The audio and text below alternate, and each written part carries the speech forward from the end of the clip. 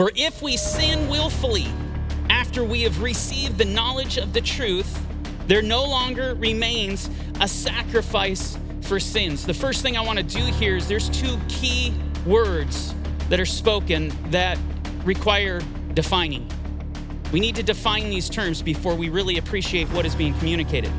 And they are the word sin and also truth.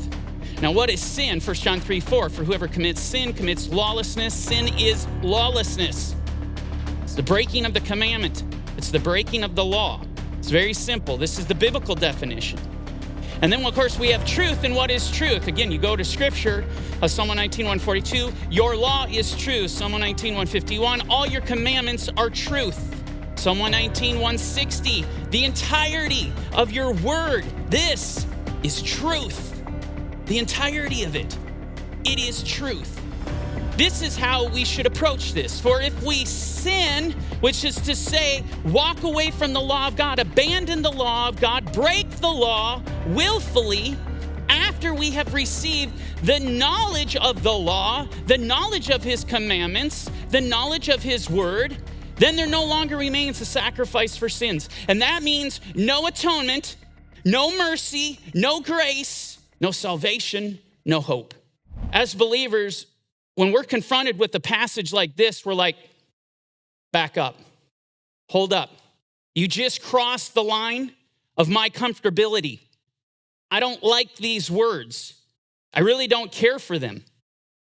In fact, what you find some Christians doing, especially in this progressive modern day Christianity, what I would call a very liberal new Christianity, they'll do one of two things.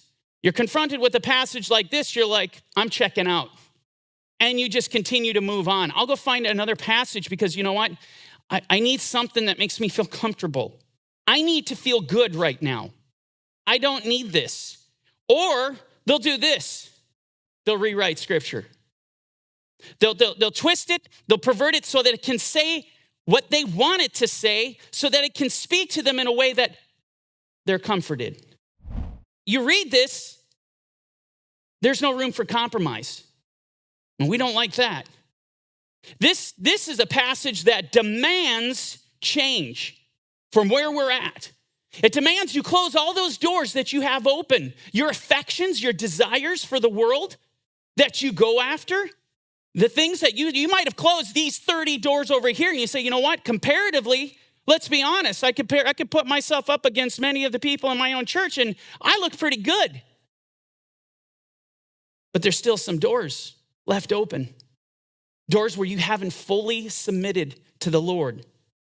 There's still some adultery going on. And I say this metaphorically in the sense of adultery against the Lord. You're still married. There's still strings to the world that you're attached to, and you're not willing to break them. You'll break these, but there's some things you're not willing to let go of. I'm going to tell you, in these circumstances, this is terrifying. Because this is where the rubber meets the road. This passage is to strike the fear of the living God. In fact, I always make the joke when I come across this passage, it will change your religion. No kidding. Especially when we see today, there is another gospel that is being preached and another Jesus, which Paul says is not another. In other words, what Paul was getting at is there's a perverted gospel that is being presented. There's a perverted Jesus. There's a new Jesus that we've created in our own minds to fit with our likes and dislikes, with our theology, rather than us getting in line with God's theology. We live in scary, scary times. The passage that we're looking at right here is the purest and clearest definition of rebellion you will find anywhere in Scripture or otherwise.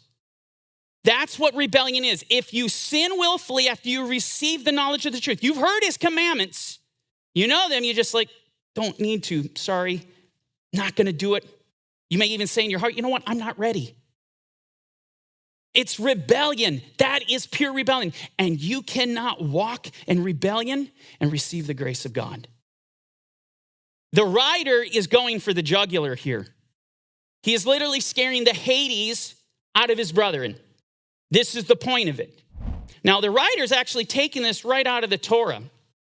In Numbers 15:30, I want to show you, but the person who does anything presumptuously, you look at it in the Hebrew, it's with a high hand, rebelliously.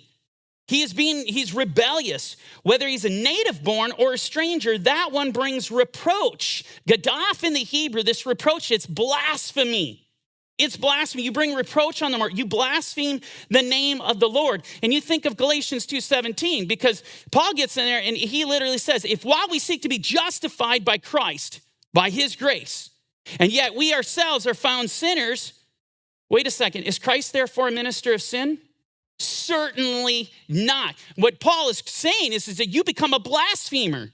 Because when you start walking in sin according to the dictates of your own heart, and you're just going to follow your own theology, you are now saying Christ is a minister of this, of what I represent and what I stand for, the words that I speak. It's blasphemy. Don't think for a second blasphemers are going to be redeemed. Only repentant blasphemers that no longer go in blaspheming, those will be saved. But not active blasphemers. This goes on and says this, because he has despised the word of the Lord and has broken his commandment. And this is what it's all about. It says commandments. That person shall be completely cut off. His guilt shall be upon him. In other words, exactly what the writer says, you willfully sin after receiving the knowledge of the truth. There's no help for you. You're cut off. You're cut off. You're in a state of rebellion. How do we get into this category? Because I'm going to tell you, like no other generation that has existed since the days of Noah, have we seen the church, if you will, doing the things that is doing, accepting the things that they're accepting. How do believers, not the world, how do believers end up in this box? Because he's specifically talking to believers. This is not a statement to the world. How do you end up in this box? You want to know how? It's because we look at sin in a completely different way than God does. We no longer feel the weight and gravity, the death, the destruction, and the horror that comes along with sin. We've reduced it to a crust of bread. It doesn't mean much. And so we assimilate to it. We accept it. We've actually acquiesced to it. We've acquired a taste for sin. When you remove the fear of God, everything else falls. And here we have Proverbs 16, verse 6. In mercy and truth, atonement is provided for iniquity. I just need to stop here because what's interesting is in the Gospel of John, this is quoted in essence, John 1:17, where it says, the law came through Moses, but grace and truth came through the Messiah, Yeshua. And so here you see this, and this is just scriptural. So when John in that gospel is speaking that reality to Jews in the first century, I know what you're saying. In fact, I could go to a couple places in scripture and say, that resonates with me. What you just said is scriptural. It's a fact. And so he says, in mercy and truth, atonement is provided for iniquity, and by the fear of the Lord, one departs from evil. In other words, if we do not have that fear, we are not going to depart. It's that fear that gives you the correct understanding and appreciation for the deadly destruction that sin offers and is certain to impose upon you if you continue in it. Hey there, this is Mike at Corner Fringe Ministries. Thanks for watching our video. If you liked the video or it encouraged you, do us a favor. Hit the like button. Don't forget to hit the share. And if you haven't done so already, please hit the subscribe button. Now, if you want to watch the rest of this video, hit the button here. And if you want to watch the rest of this series, you can check it out here.